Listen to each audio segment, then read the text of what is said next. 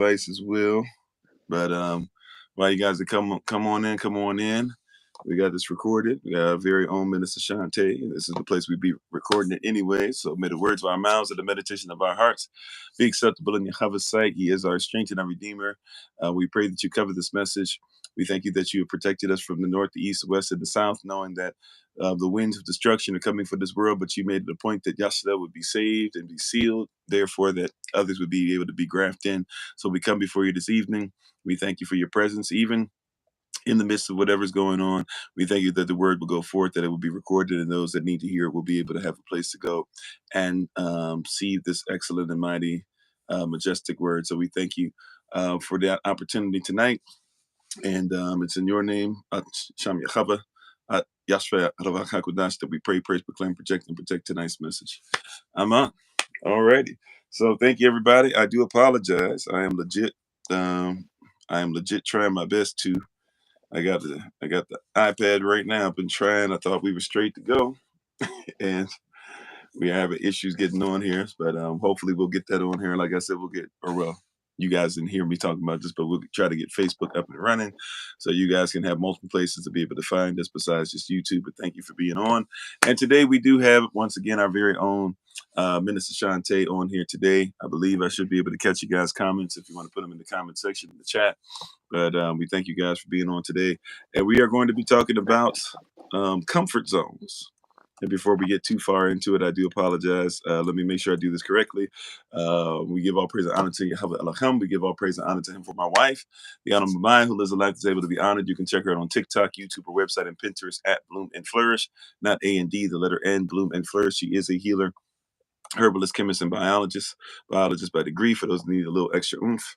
And I'm thankful for her and everything that she does. And we are thankful for Minister Chanta Lewis for being on tonight, and a great preacher, teacher, living a great life and making sure that she is honoring Yahweh in what she does. And we're thankful and grateful for her. And she'll be actually on the podcast tomorrow, leading the podcast again for the Shabbat Shalom service, or Shabbat Shalom service, at 11 a.m. Eastern. I'm sorry, 10 a.m. Eastern. I get myself mixed up. 10 a.m. Eastern, New York time, 9 a.m. Central. And we're thankful and grateful for her being on today. And thank you again, Minister Chanta, for being on. And today we're talking about comfort zones. And so, many of us have many different issues when it comes to our comfort zones. Why the Most High is telling us to do this, telling us to do that. And a lot of times I can speak from personal experience. We are not necessarily comfortable with where he is telling us to go, but he's telling us to go there nonetheless. And so we kind of want to talk about some of those things, some of those fears, some of those things that might hurt us as far as when to move, how to move, etc. And so I thank Minister Chanta once again for being on. So as we have you on this evening, thank you for being on once again. Tada, and we thank you. And what are some things personally, like when you're going through comfort zones, things of that nature, or dealing in comfort zone? I know we were talking a little bit before we even got started, but what are some things that kind of stand out to you in your personal walk, and maybe some things that other people go through that you notice concerning comfort zones, and maybe people not moving fast, or why we're even afraid sometimes to do so? Well, thank you for allowing me to utilize your platform in the uplifting of Yahweh and his principles and his ways, his laws, all of those beautiful things. Um, I want to quote my oldest daughter. She spoke to me before I came out here, and she said that a lot of times we get in our heads and we think we're not moving, and that's only the enemy's distraction, because we are actually moving. If we weren't moving, then we wouldn't be distracted. That's the purpose of the comfort. The comfort keeps us still. And it's amazing when she speaks to me. It's like I get overwhelmed, but then she's like, you're the one that taught me these things. So I praise Yahweh, because it's not anything that's from me. I know, because at that age I didn't have that kind of understanding. But As far as being pushed out of your comfort zone, it's Yahweh's way of showing us, and that's the uncomfortable thing. Whether it be something we're not confident in, or it's something we're afraid to face, or we might unconsciously not be uh, wanting to see what we know is already there. So, me personally, I've had um, I had a day today. I recently realized from a very close loved one that I trust when it comes to my vulnerability. He told me today that there are spaces that we don't tend to dwell in unconsciously, Hmm. like part of our defense mechanism, depending on when the trauma happened and how we cope with it. Um, my lack of understanding of certain topics are sometimes me blocking those things out, because if I don't understand it, I kind of detach from it. Mm. So, um, I would say allowing someone to help you in those spaces um, can sometimes give you revelation on what Yah's actually trying to show you. So, yeah, it's very uncomfortable because it awakens things that you long left, or things that you've built the wall up around so much so that you don't even recognize it when you see it again. Mm. So, um, comfort spaces um, can can stall us or make us stagnant, and we want to be flowing water, not stagnant water.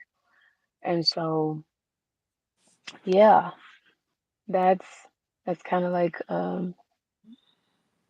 what I view comfort zones as: being stagnant or being flowy.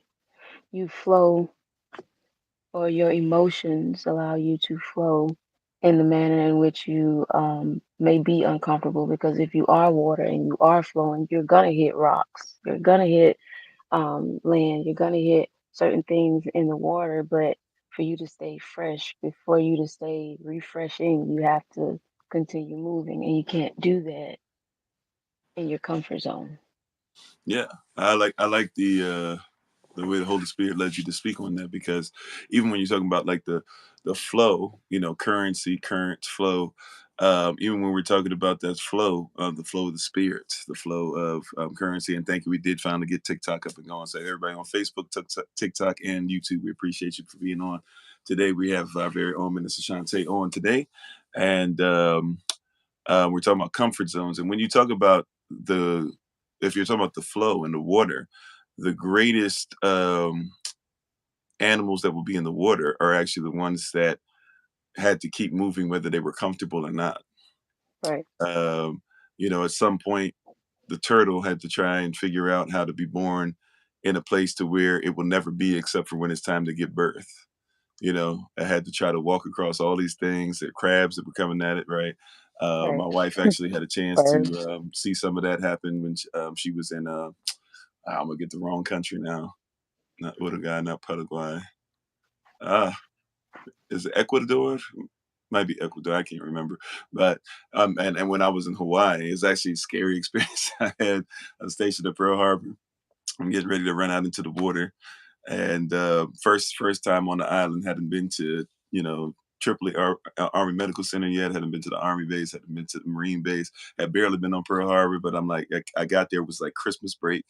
So basically you just kind of check into your command. Nobody's there. I Right, didn't have a chance to go anywhere, so I was like, okay, cool. Like I just check in for like half a second in the horizon, and I'm out, right? And so as soon as mustard, a fake me out version of mustard is done, I'm just out. And so I'm running, got my family in there, and I'm like, you know, probably bad pop or whatever. But I'll be honest, I was trying to beat everybody to the water, wasn't even paying attention. I'm just like, I've never been in any experience like this in my life yet. And so I'm running and running and running, and I get ready to try and dive into the ocean, and I immediately hit like something hard and I freak out. I freak out. I'm like, I don't know what this is. Because while we were riding around the island, you could see certain parts of the island. You can see there's dolphins and whales, which means that probably some other stuff be in there too, right? So Hmm. somebody who the most I've done at this point in my life is probably like Virginia Beach, which if you've been to Virginia Beach ain't really a beach. But Yeah.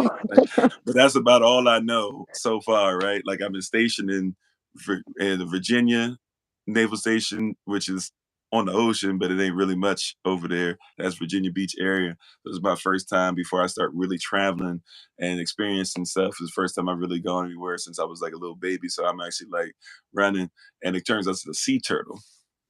And so I was like, oh, so at least it was something, like I don't have to freak out too much about. But I mean, it's huge. Like, Right. you met me before in person, so I'm a pretty big guy. It's almost as big as I am and heavier. So I'm like, and I'm pretty heavy dude. So even back then, even when I was in shape, pretty heavy dude. So I'm like, oh, okay. But I noticed that all these turtles, they started coming in the water, but or that they haven't come on the beach yet, but they're not comfortable with coming on the beach. But they have to go because the only place they can give birth, right, is a place For that they sure. haven't Yeah. been since they were birthed.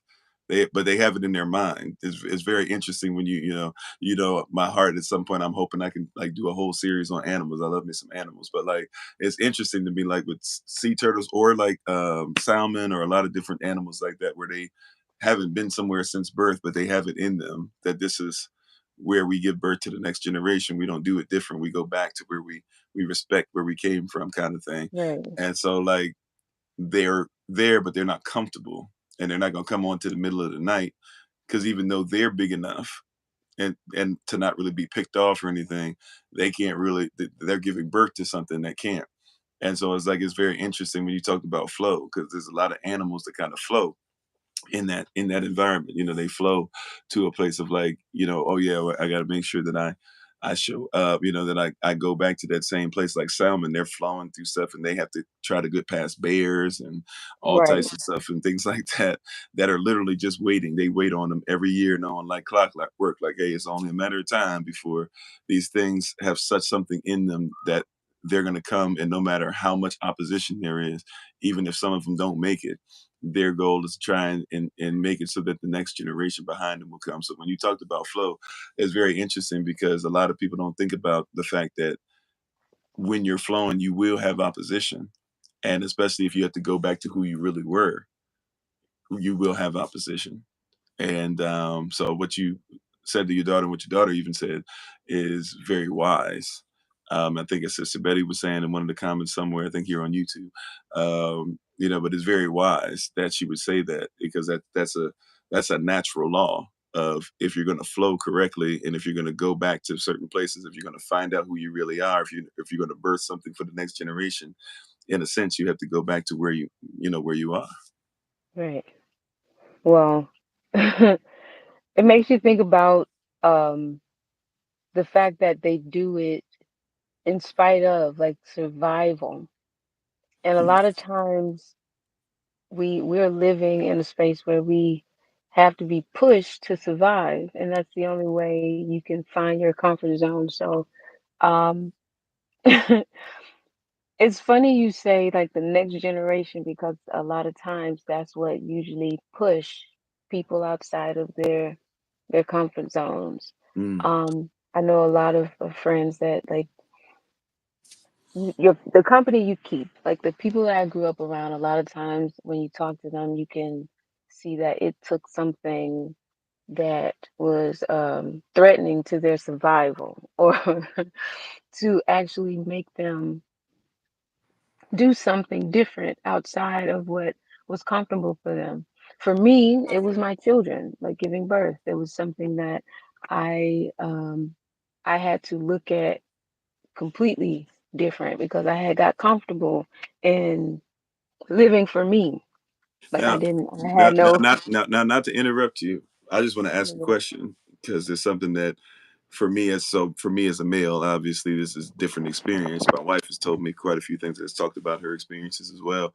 But for you as a mother, right? As you as a woman, as you going from wife to mother, or right, or that's basically whether and I know some of the background. We're not gonna talk about your background I today, but get, I get kind of that sense as far as relationship. You're going from, hey, this is like the white type relationship, or maybe even within that, sometimes we still be like doing us type thing, but we so we have a little more independence. But now you got a whole person, and I mean, as a mother, you talking about stuff that I don't know nothing about. So you talking about like nursing, you talking about carrying before then. Sometimes there's like the postpartum depression, the Yep. stuff that goes in or whatever. So like, what is that like on that part of the journey as far as like the flow or even having the flow different? Um. Again, like support is something that you're gonna have to rely on. I dealt with a bit of depression, and because my sister, God bless her, because my sister, she had been through what I was going through. I don't know if it was depression wise or whatever, but I know that she had three sons before I had my three daughters, and so she came up there for my first birth, and she just caught me crying in the bathroom. I was just crying, and she Mm, was like, let's go. And she got me to the point where I was just I had to get sun, things like okay. that. So even in that space, you are comfortable with the fact that you're a mother now, but you're not completely comfortable because you spend time with the child. You have 9 months to cope with the fact that you're actually a mother when you conceive, Mm, because you're already caring and nurturing for this child. And I know that that probably sounds weird because some people, when they give birth to them, they have to be a mother in a different comfort zone, right? Because you're forced to be a mother while you're, you know, oh, okay. being Okay. Mm, taken upon. But then, and this is just my take, right? And so once you get comfortable with them being there, because okay, oh, morning sickness coming, okay, that's over with. My hair is falling out, but that's okay because baby's still moving, baby's still breathing, baby's still like, heart pumping and stuff like that. But then when the baby comes out, there's a different there's a different zone you enter into. So mm, as far as surviving in that space, it pushes you. You have to it's like thinking about someone else outside of you, but then at the same time, you have to find a balance because you can't be what you need to be to them if you're not who and what you need to be to yourself. mm, So that's when the village basically shows up.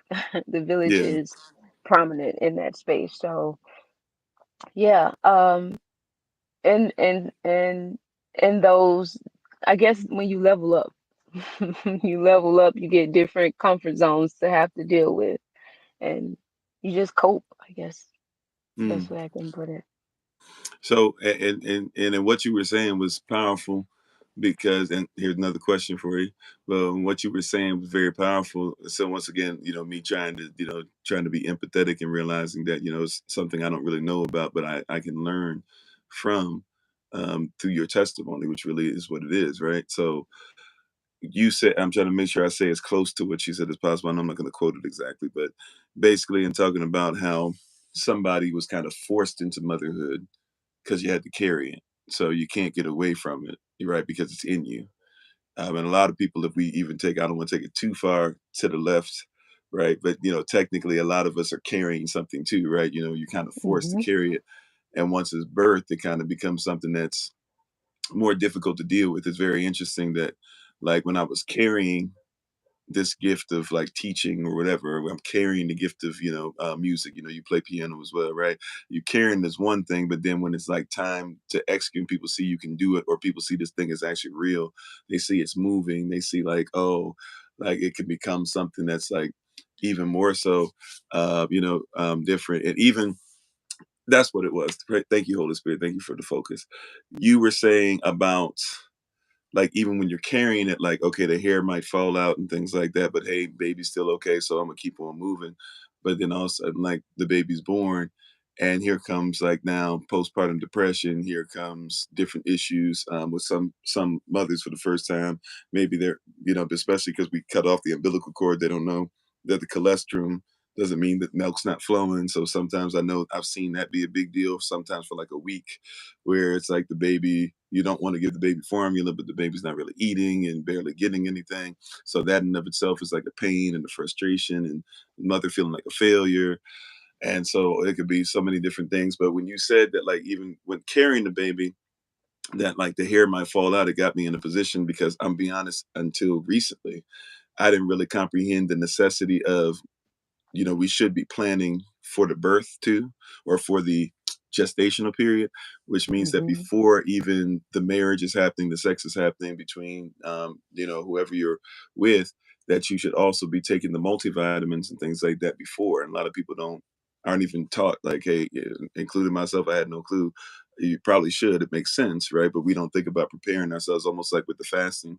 A lot of people are like, oh yeah, I want to be prepared for the fast, but it's like, if you eat correctly, we've been finding, my wife and I've been finding, like, oh well, now that we've been on our P's and Q's, it's actually not that difficult to, like, just fast if led to, because we're always into it. So in the flow and things like that, looking back in your experience as a mother, maybe some of the multivitamins, or even in the spirit, maybe some of the things that you might not have been ready to handle, so that, hey, when the baby's born, now here comes a depression because of lack of nutrients, or here Hmm. comes a mindset change because I was doing my own thing. I was forced to carry this baby, but now it's not forced. Now it's every choice that I make is Right. something that affects, my whole family. The father, myself, the baby. In the future, grandchildren, all that stuff.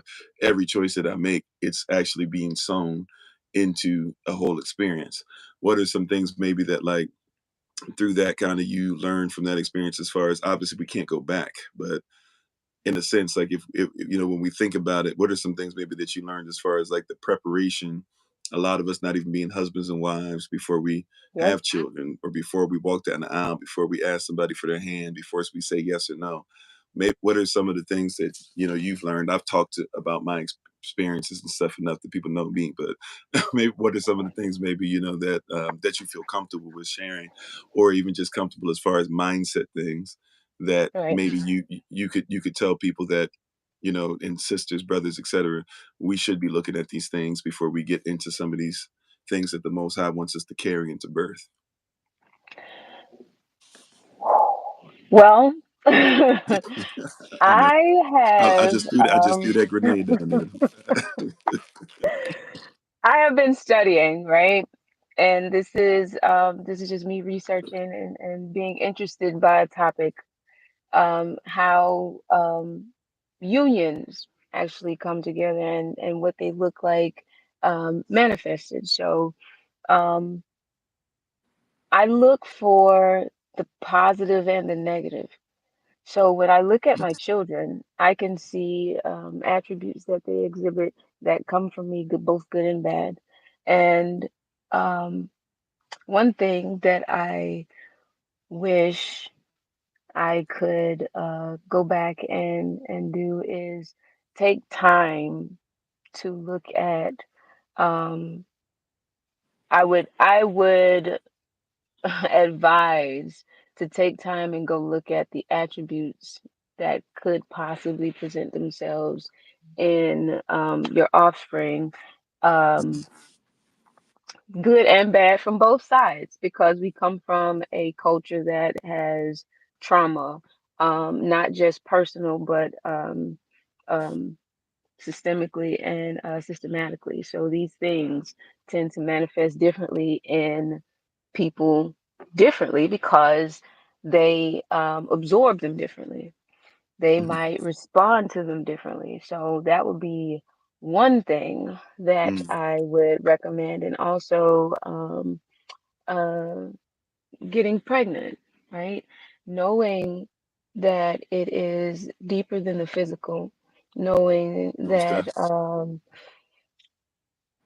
just researching and knowing what you're getting yourself into, basically, because I had been around my sister who, like I said, had given birth 3 times prior.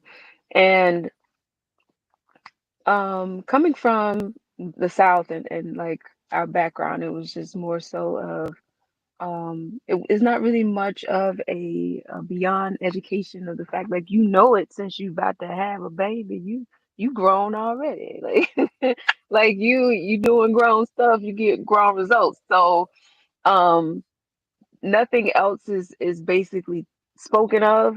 They don't speak of how um the child uh picks up on your emotions, or Mm, they feel what you feel. It's always spoken of don't go to the funeral, or don't mark that baby, you know, stuff like that. It's like it's superstitious talk. It's not never spoken of in a realistic yet spiritual side of things, because again, they probably did not know how to articulate what they knew to be true to them, mm, and they didn't know how to relate it to something in a physical form that um, would intrigue the mind to believe more so with instinct. So um, I would say explore how the emotional side, the metaphysical side of things are when you become pregnant, and um, stock up and put as many tools in your arsenal as you can. But even in that, um, understand that there's beauty in being discomforted. um there's growth in being discomforted, just like Moses. He didn't see himself to be the orator that the Most High did, and so it took him a minute to find mm. out that you can go back and forth all you want to. You coming out this comfort zone. I'm gonna send your brother with you, and you got your sister too. You got your counterparts now. Go ahead, Yeah. go on, step out it. So it's it's one of those things that you have to look on the back end and find the reward. Is a delayed gratification, right? Mm, Knowing that you will be able to reap something worth having, because um, every healing has a pain factor, right? mm, And every reward has a risk. So no, it it also puts you in a place of knowing that you are not perfect. It makes you humble yourself. It keeps you humble. And it's better to be humbled by yourself than by the Most High. So yeah. if you are like not wanting to step out of your comfort zone, I would say that what's the worst that could happen? Yeah. Yeah. And I would say, welcome to the, I'd do that. Welcome to the club. Cause, cause everybody be Here sitting we up there thinking, are. yeah, like everybody, like here's the funny thing. Even though it's my gift, even though it's my calling, even though I'll say I'm more comfortable in this, um, I tell people it's like sports. Like if you've ever played sports, or if you've ever played music, or if you've ever had to do a live performance, if you've ever had to speak, etc. Even if you're somebody that's really great at tests, you're talking about taking tests. People who are really great at things, they still get nervous. Like, and matter of fact, in sports, a lot of the greatest to ever play the sports, there's very few that will dispute this, but a lot of them say, like, yeah, if I don't feel nervous before, then I actually start considering if I should retire, Oh wow. because if I don't feel like, I'm talking about, I can name lists of whatever sport you want to talk about. If you want to talk about Lisa Leslie, if you want to talk about LeBron James, if you want to talk about Wayne Gretzky, if you want to talk about Michael Jordan, if you want to talk about Ken Griffey Jr., etc., they would tell you that, like, when they stop getting nervous, or when they weren't nervous, that's when you get injuries. Mm. When you're not nervous, you're not focused. When you're not nervous, you're not sharp. And so a lot of the people who we look up to, even in the gladiatorial sports arena, um, they're actually people who are very very nervous. There's even a lot of stories, especially in football, but even in basketball, some. Not sure about baseball as much, but I know in football and basketball especially, I can say I think there's some or well, not MLS, but I forget what he is it WMLS. I don't know what you call the women's league. I can't remember the sister's name, but there's the sister. She said the same thing. That a lot of sports players, they actually throw up before they play, and they expect it. They expect to throw up because they're so nervous. They want to make sure they get things right. Their team is depending on them. Especially if you're getting closer to like bigger the game, the more the lights. And nowadays, like it's, like a Super Bowl event. Super Bowl itself, the game is going to be like 4 or 5 hours long for something that technically should only be like 60 minutes. But all the commercials, stoppage, everybody taking pictures. Extra commercials now, 30-minute halftime instead of like, okay, you just go in there, use the restroom real quick, and you just come back out, kind of thing. Like, I even know, like myself, not being nervous got me messed up. Went over playing football. Reason that I thought I was gonna play basketball. Ended up messing my knee up anyways. But in my mind, I was always gonna be a basketball player. But before then, I played, or during then in high school, I played football, and I'm tall, I was a wide receiver, and I never really learned the routes. I just could outdo the other person because I was tall. So basically, just be like, throw the ball in the air, I got it. Like, so I was like, throw the ball in the air, I got it every time. And then one day I wasn't nervous. I decided I was gonna, because I got this type of thing. So I decided I was gonna go across the middle, and the middle linebacker had something for me, and I caught the ball. I actually caught it with one hand. If you look at the recording, problem is I have to look at the recording too because I don't remember it because I got knocked out. but that was the end of. I was like, oh, okay. Like, I'm not really nervous about that to the level I need to be. I don't think that I'm gonna put in the work to learn this stuff. I probably shouldn't think about doing this on a level where there's gonna be somebody bigger and stronger on the college level. That'll probably be I'll just go ahead and sit this out. And then, of course, that wasn't what the Most High had for me, anyways. So maybe that was His way of kind of getting me ready to start separating from fasting from that. But but yeah, like they'll tell you straight up, if you're not nervous, like you will get. That's when you get messed up. And really, I find it too when you look at a lot of, a lot of us that are out here, us preachers.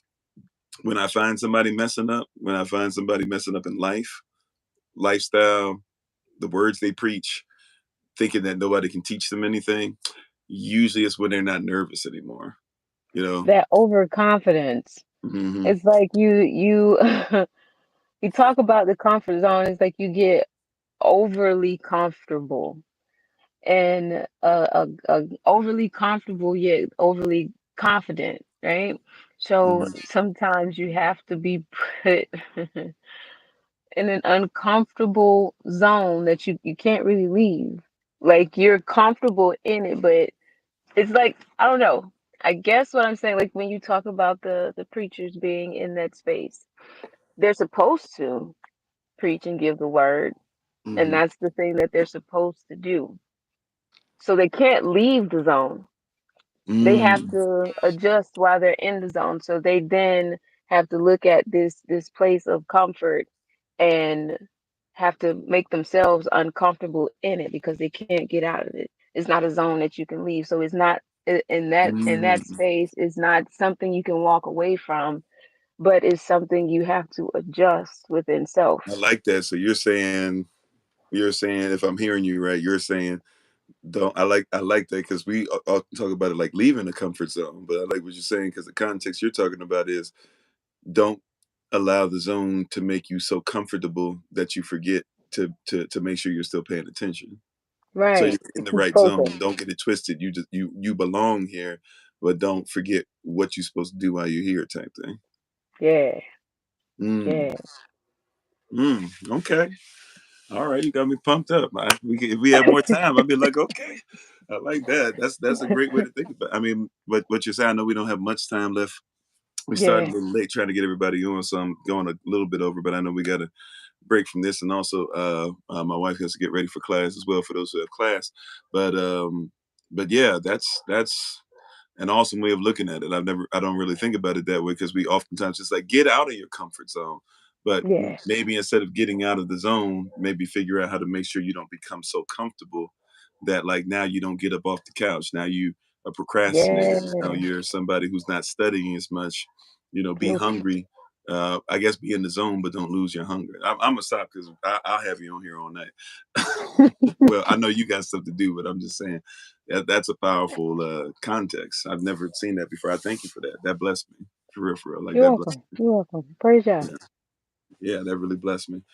And hopefully it blessed you all as well. I apologize for not really being able to get to you guys. I was just trying to make sure we can get you guys on. So I'm thankful you guys were able to come on and listen. We do this have this recorded for those that might have missed the beginning. So you can come to the YouTube channel and yeah, so we're excited. Tomorrow, Minister Shante will be giving us a word again for the second week in a row for Shabbat Shalom service. And we're excited about that. So that'll be at 10 a.m. Eastern New York time, 9 a.m. Central time. And we're excited. And those who are well, right now, we're going to probably start changing this a little bit where we are now that I'm starting to learn where stuff actually is. But right now, she's kind of helping out those who are in like Alabama, Louisiana, Arkansas, Tennessee, and Kentucky. But that's probably going to change some as we keep going. But right now, we're just kind of going state by state. But and we're thankful for those that were on last Saturday and to be with us. So we hope and expect to see more of you as we go on. And we'll have those dates for you sooner than later. But thank you all. We appreciate you. Thank you again to Minister Shante. Is there anything you want to say before we get ready to take our leave? No. If you couldn't see her, she said this.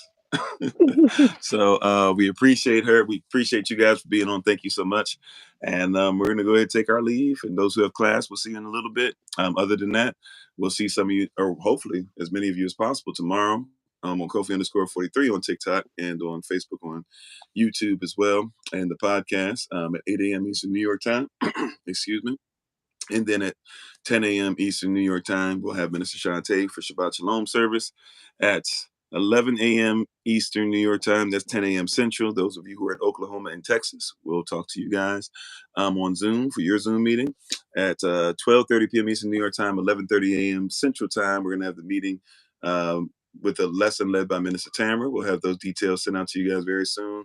That will be for those that are in Milwaukee, Wisconsin, I think Ontario, Michigan, North Dakota, South Dakota, Missouri, Indiana, and Ohio. And then at 11 a.m. Pacific time, everybody who's in Washington, Oregon, Cali, Arizona, New Mexico.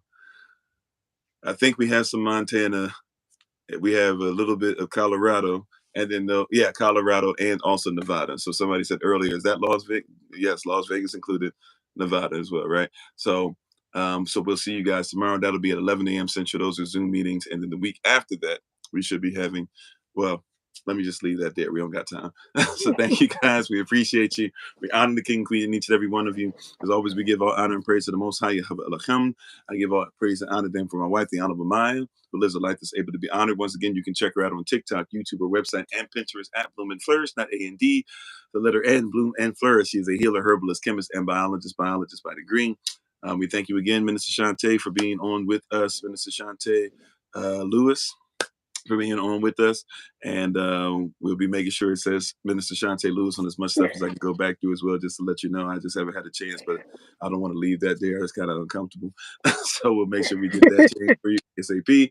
And but we want you guys to check it out, and please support her as she has other endeavors. I don't know quite yet if am I allowed to talk about the thing you just Sure, started? it's getting me out of my comfort zone, so Okay. why not? Okay. So Minister Shante has an excellent message that's on her podcast. The podcast name is, again, I'm sorry. Truth is. Truth is. So you can find it on Podbean.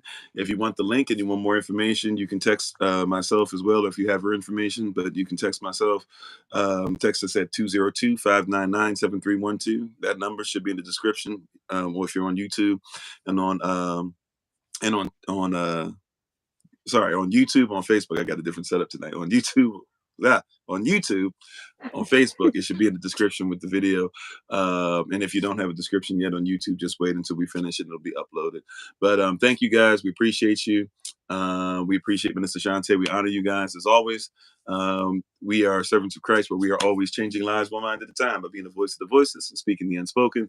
Until we have the great privilege, opportunity, and responsibility of being in front of you all again, please remember as always, just that you are loved, you are necessary, you're majestic, you're fearfully and wonderfully made, in you, which is all of us working together, will be the reason why people who are in this system no longer have to be of it. Shalom, family. According to the Gregorian calendar, Shabbat Shalom. And we'll talk to you guys tomorrow. Peace. Thank you. You're welcome.